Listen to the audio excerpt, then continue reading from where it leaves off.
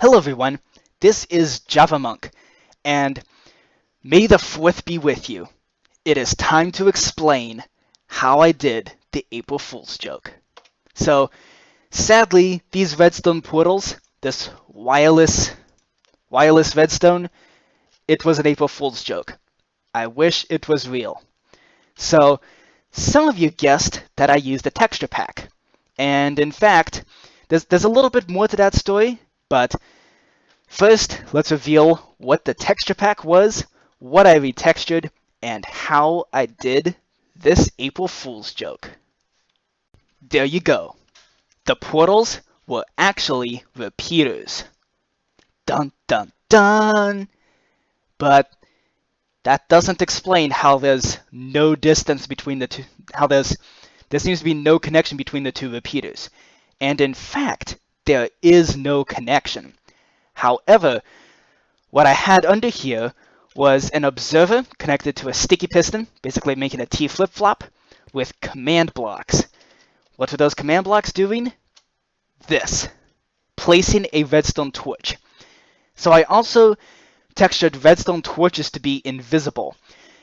I would have preferred to have redstone blocks be the ones that are invisible because they're easier to manage. But unfortunately, the texture for redstone blocks cannot actually handle transparency. So a transparent redstone block would just be a big black box, and that just wouldn't do. So instead I worked with redstone torches. And I think this is actually a pretty cool workaround for that. So yes, unfortunately the glazed terracotta was all a lie, and in fact, there was nothing under this repeater. So that does of course raise the question: how did this repeater get activated? And as you can see, when this repeater was activated, it of course activated the T flip-flop, which placed the redstone torch here and one here. And now the question is, how did this repeater get placed? And how is this repeater powered? And I think the mystery can be solved by doing this. Yep. I have down here in the command blocks, I have a repeating command block that perpetually places a powered repeater. And then when I depower this, like that, it perpetually places an unpowered repeater. Just like that. So that was the only place where I used powered and unpowered repeaters, because this is really the only place where I had to do it. But I did this mainly to throw people off my track.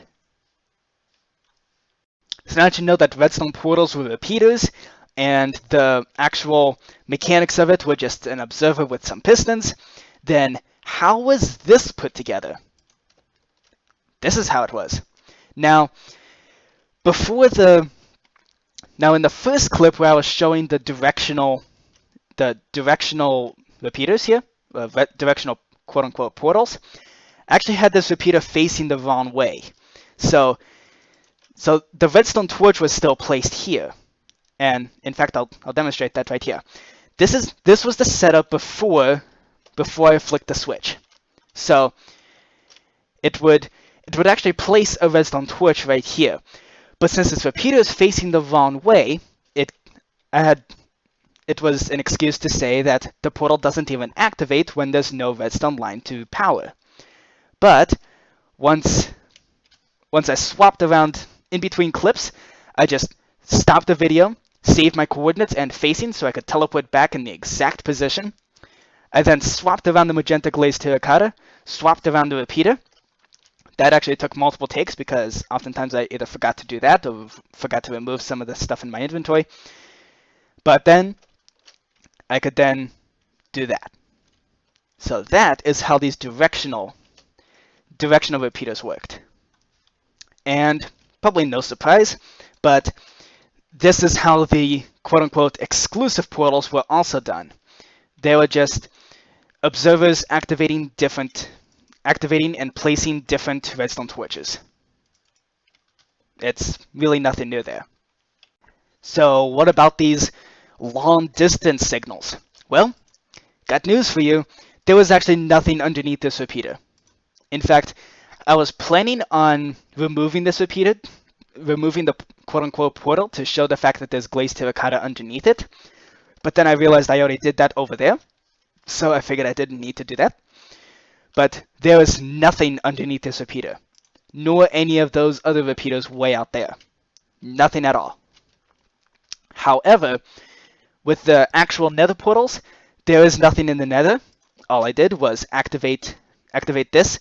In the way the delay was done, I simply delayed the repeater a little bit. So then, if I fly over here, you can see that the redstone torch was actually placed underneath the obsidian here, so it would power the repeater. And same thing here. It would place a redstone torch underneath the obsidian to basically power the repeater. And then all of those repeaters were a little bit delayed, so I could show the fact that going through portals delays the signal a little bit. And for the survival situation, probably nothing too new here. I simply put in a system here inside this mountain that did basically exactly the same thing as I've already shown. But the difference here is how I worked around having to deal with redstone torches.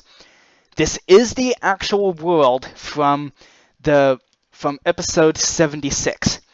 However, I copied the world and then messed around with it a little bit. So, as you can see, I just power this, and then over here, it really does activate this beacon. Now, this is why I had to hide the portal underneath a canopy of a tree, because I was placing the redstone torch on the side of the tree right there. So, yeah, that's why the quote-unquote portal was underneath the tree.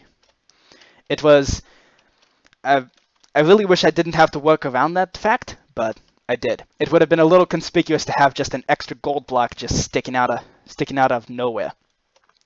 Now, just little secret here, I did intend to make a system that would remotely activate and open the front door here. Unfortunately, that did not work out at all, because turns out observers are incredibly sensitive to repeaters being placed and broken.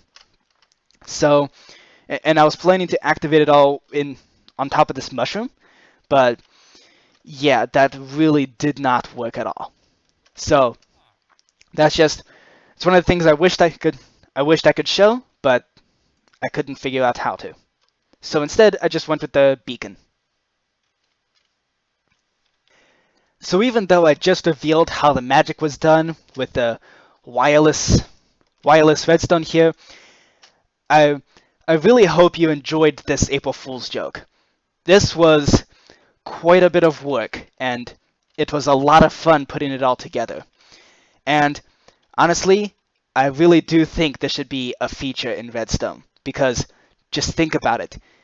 Being able to activate an extremely complex redstone circuit from remotely, or even say you have an enormous, something like a tree farm, and you wanted a signal from one end of the farm to reach the other end, but so instead of having to loop all the way around the farm and making it look like a mess, you can instead just use these handy little portals to just directly connect the redstone. I think that would be a really cool feature. Probably not happening though. So, thank you for watching. I hope you enjoyed both the April Fool's joke and also the explanation for it. And I will see you next video.